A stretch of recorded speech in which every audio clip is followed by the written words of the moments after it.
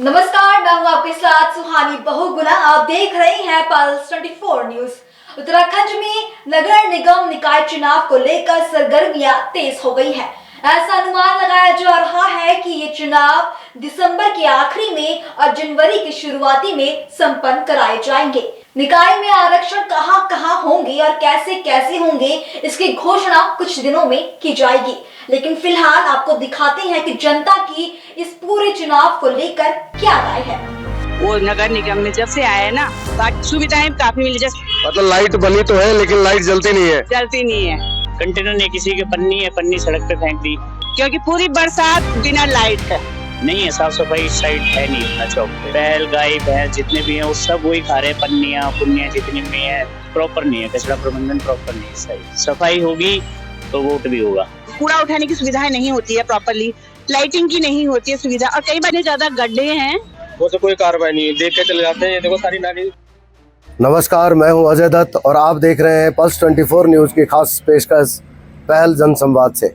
आपको बता दें कि ये कार्यक्रम नगर निगम निकाय चुनाव पर आधारित जनता से सीधी बातचीत है।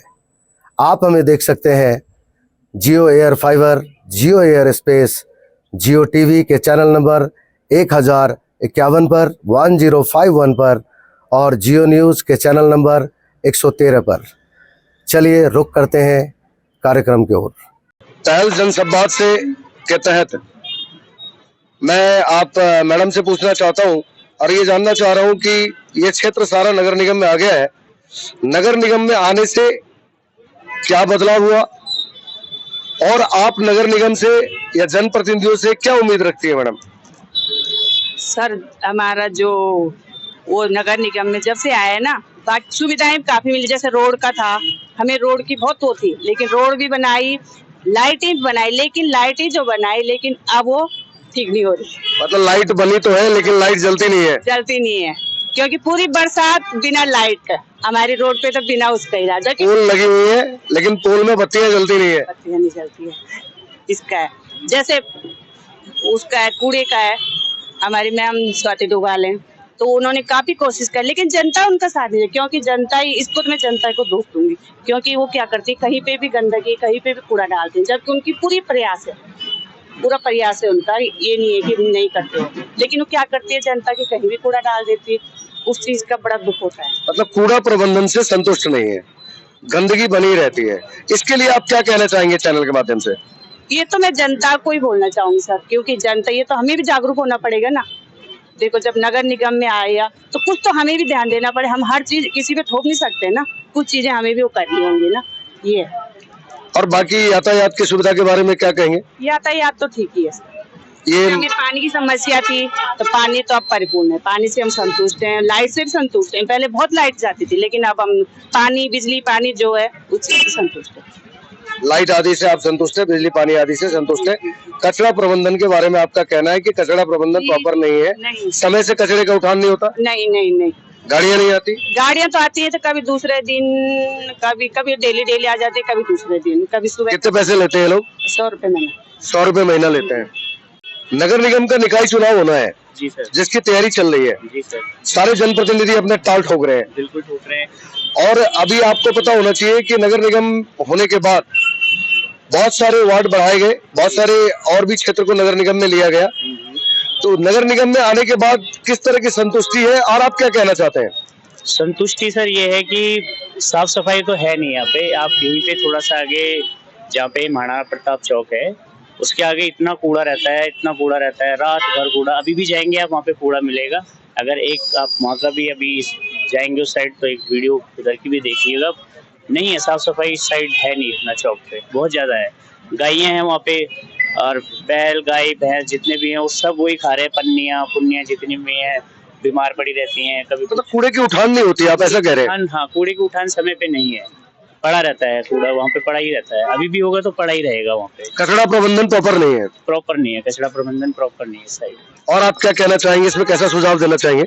सुझाव ये है कि सर, जैसे ये कूड़े वाली गाड़ियां जो आती हैं वो टाइम पे आए, 2 बार कम से कम आए, एक सवेरे और एक शाम को अगर निकल जाता है तो सवेरे कम रहता है, फिर सवेरे उठा लें, शाम को उठा लें, 2 टाइम तो उठना चाहिए यहाँ पे। अब जो आपके पर वहाँ पे ना एक कूड़े का जैसे एक कैबिन टाइप का बनाते हैं ना, जिसमें सूखा कूड़ा, गीला कूड़ा कुछ ऐसे डालते हैं, वो कंटेनर टाइप के रहते हैं। कंटेनर ने किसी के पन्नी है, पन्नी सड़क पे फेंक दी, कुछ है सामान वो वैसे फेंक दिया।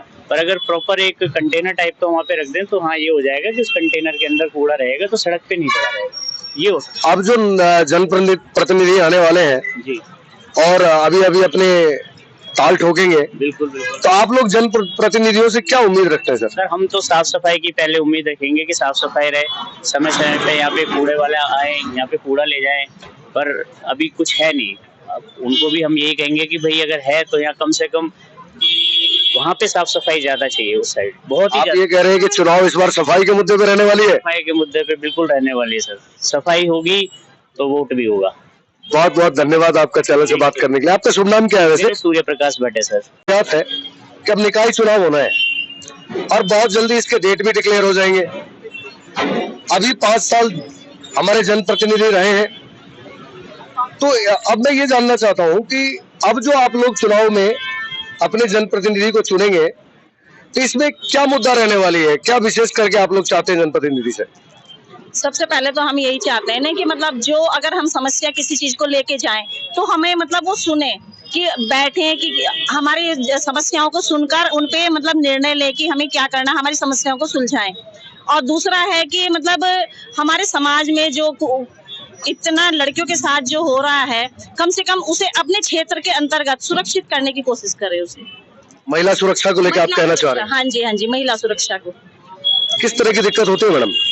महिला सुरक्षा के लिए तो मतलब लड़कियां जो है आजकल कहीं भी सुरक्षित नहीं है। मतलब अगर कोई कहीं जाता है तो वैसे ही मतलब बोलते हैं। लेडीज के लिए मतलब मैं अपनी बात बता दूं, अगर मैं कार चला रही हूँ तो मुझे देखते हैं लोग में है ऐसे करके कि मतलब लेडीज हो के मतलब ऐसे सोचते कि मतलब इन्हें आती ही नहीं है कार चलानी।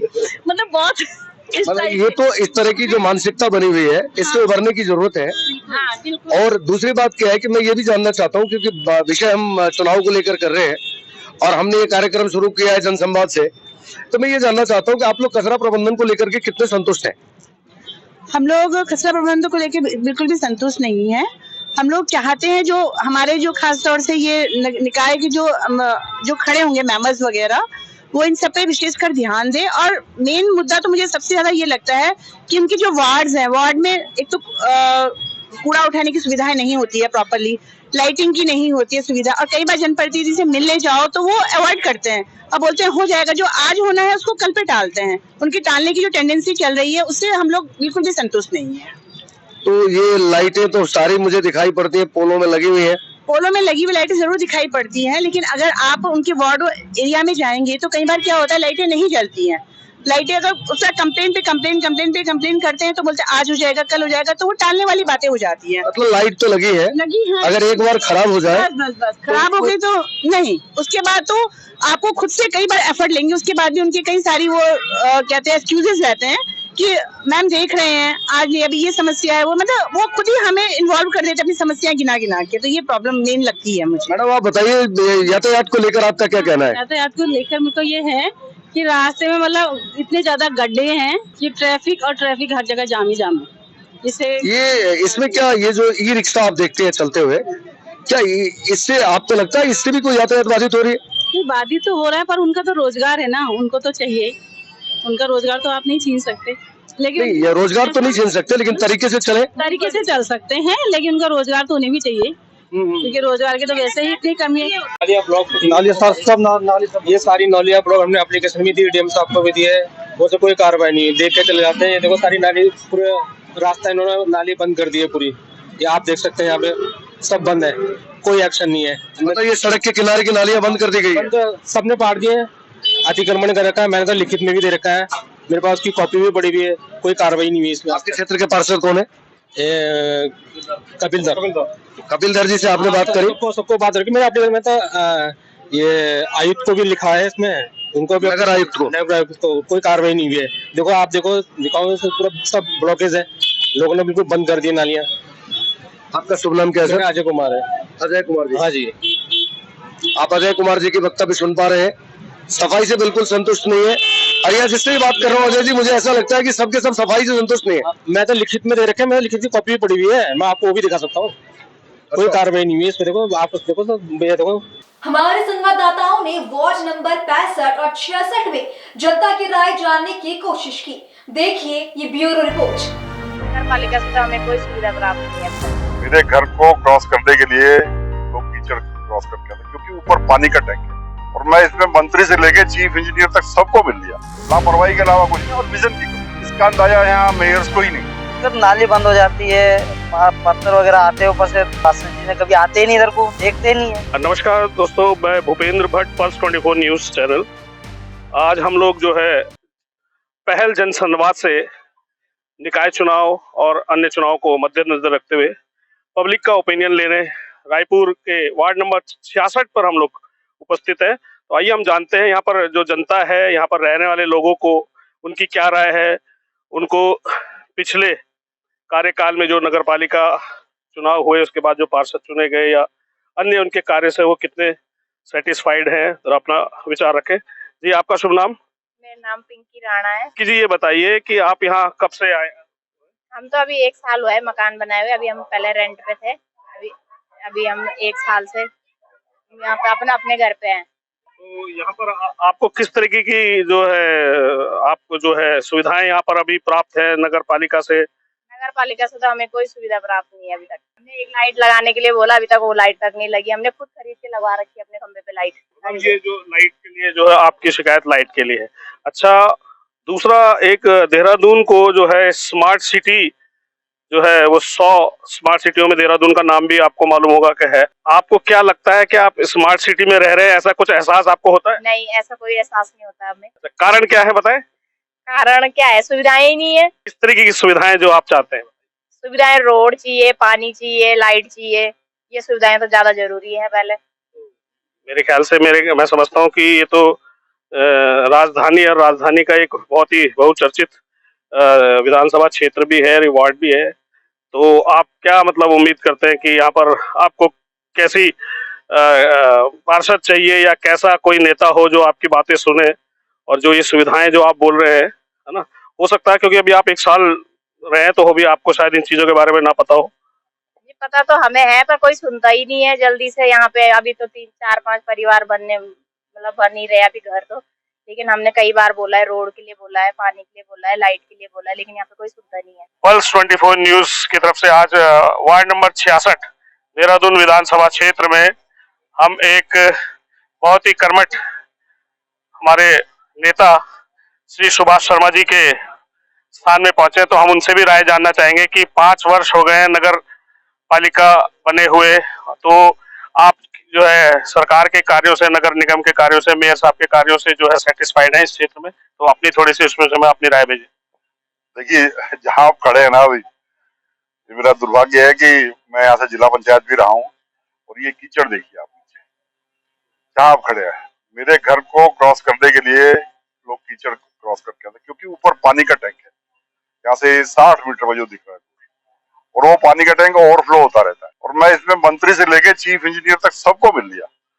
ये बंद नहीं होता। विषय में आपने पार्षद जी के माध्यम से भी कुछ? कितनी बार यहाँ गुटबंदी बहुत जबरदस्त है। अब देखो ये लाइट लगवा रखी है, आगे का पूरा मोहल्ला अंधेरा था इसमें, और यहाँ तक 3 फेज लाइन पहुंचाना मैंने अनऑफिशियली खुद अपने स्तर पे करवाया था और स्ट्रीट लाइटें इसमें लगवाई थी। और मैंने यहाँ तक कहा कि ये लाइटें लगा के इसका स्विच मेरे घर में लगा दो, इसको ऑन ऑफ करने की जिम्मेदारी मेरी, और ये खराब भी होगी तो इसका रिप्लेसमेंट भी मैं करूंगा कम से कम इस गली में, क्योंकि लोग डरते से आगे जाने में, अंधेरा इतना रहता है। तो और यहाँ गुटबाजी बहुत है। वो अच्छा है, लड़का काम करता है, लेकिन सुनवाई नहीं है। स्थिति यहाँ तक हो गई कि उसने मुझे कहा कि जी यहाँ के पार्षद ने कि सर कार्यकाल खत्म होने दो, शायद डीएम साहब कर दें। हाँ, ये स्थिति है। अब समझ लो आपकी एक रूलिंग पार्टी का पार्षद कह रहा है कि इनका कार्यकाल समाप्त हो जाए, डीएम के पास चार्ज आ जाए, तो ये अच्छे शायद ये कर देंगे। मैं आप तो क्योंकि उत्तराखंड के जिसे कह सकते हैं बहुत जमीन से जुड़े हुए नेता हैं, आम जनता के बीच में हमेशा चर्चित रहे हैं और कई बार विवादों में भी रहे हैं आप अपनी बेबाकी के लिए। हम ये जानना चाह रहे हैं कि भारत के अंदर 100 जो आपकी स्मार्ट सिटियों में देहरादून का नाम भी अंकित है, तो क्या आपको ऐसी फीलिंग लगती है कि आप स्मार्ट सिटी में रह रहे हैं? जो वर्तमान स्थितियां और जो पूर्व की 5 साल से स्थितियां देख रहे हैं आप, सरकार का कार्यकाल? ऐसा लगता है जैसे स्मार्ट सिटी की कहीं कहीं कोपल तो निकली, लेकिन उसको फिर कुचल दिया गया, और वो कुचलना प्योर लापरवाही के अलावा कुछ नहीं, और विजन की कमी। एक्चुअली यह विजन की कमी है, और मेयर के पास कितनी ताकत होती है इसका अंदाजा यहाँ मेयर्स को ही नहीं है। सच्चाई है, बहुत ताकत होती है मेयर के पास, पीपल्स रिप्रेजेंटेशन एक्ट में भी, और जो बाद में पंचायतों को अधिकार दिए गए थे संशोधन में, वो अधिकार आज तक लागू ही नहीं किए गए।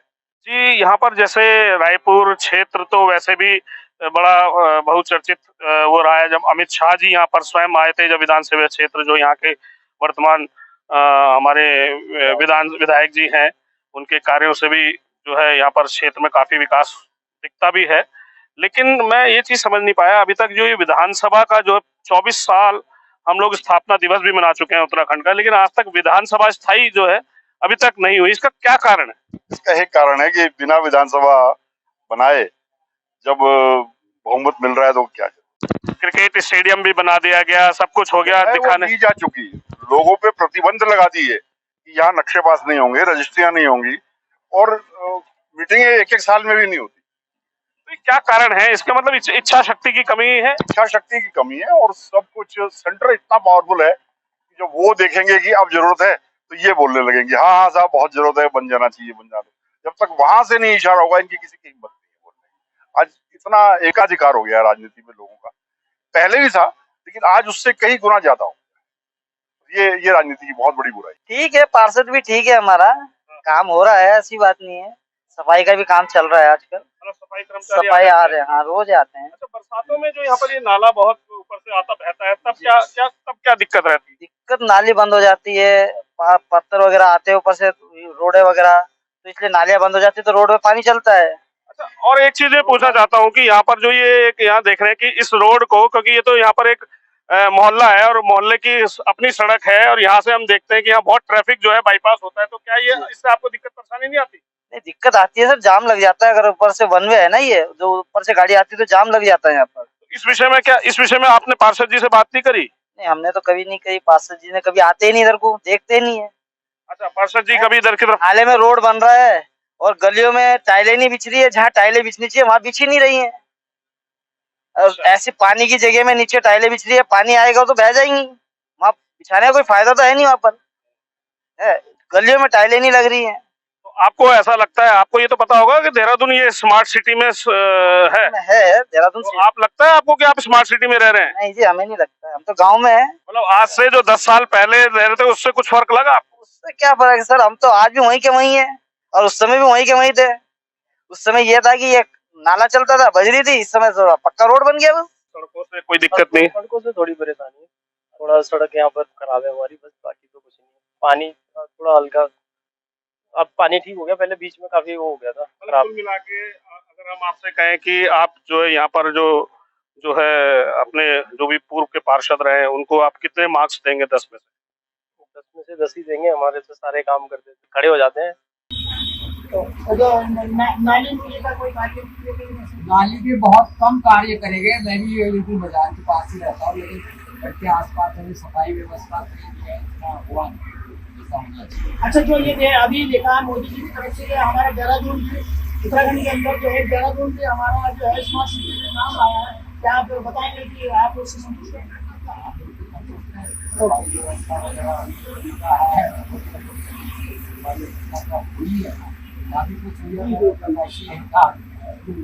एक तरफ जहां सारी व्यवस्थाएं सुधरने की बात हो रही है, वहीं आप दूसरी ओर इस तरफ आप ट्रैफिक की व्यवस्था को देख रहे हैं कि किस तरह के ट्रैफिक है।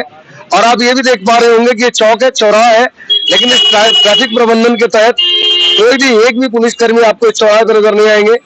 और इस तरह से भीड़ बनी रहती है, जिधर से मन करे कोई आ जाए, जिधर से मन करे कोई चला जाए। और ये एक और कारण बनता है जाम का, और कारण बनता है ट्रैफिक जाम का। और आप देखेंगे, मैं कैमरामैन से कहूंगा कि पीछे एक बार कैमरा करके दिखाएं कि किस तरह से ट्रैफिक ये बनी हुई है और किस तरह से जाम की स्थिति बनी रहती है, गाड़ी किस तरह से लगी रहती है, किस तरह से जाम की व्यवस्था बनी रहती है, जाम की स्थिति बनी रहती है। तो ये मैं चैनल के माध्यम से दिखाना चाह रहा हूं ताकि प्रशासन तक एक बात पहुंचे, शासन तक ये बात पहुंचे और इसकी सही व्यवस्था बन पाए। आज चैनल के द्वारा पहल जनसंवाद से ये कार्यक्रम आयोजन किया गया और इस कार्यक्रम में निकाय चुनाव को लेकर जनता के मत को जानने के लिए, पब्लिक के नजरिया को समझने के लिए चैनल डोर टू डोर जाकर चैनल ने लोगों से बातचीत करी और हमारे सारे संवाददाता एक एक यहाँ के दुकानदारों से, यहाँ के निवासियों से आकर हम सब ने बातचीत करी और उन सभी ने चैनल के माध्यम से जन समस्याओं को हमारे बीच में रखा। और आपको बता देना चाहूंगा कि ये कार्यक्रम पूरे 100 वार्ड में होना है और इस तरह से इस कार्यक्रम में चलते रहना है। और इस निकाय चुनाव के मद्देनजर इस कार्यक्रम का आयोजन हो रहा है। मेरे साथ मेरे सहयोगी साथियों के साथ वीडियो पर रमन गुप्ता, मैं अजय दत्त, पल्स 24 न्यूज। धन्यवाद।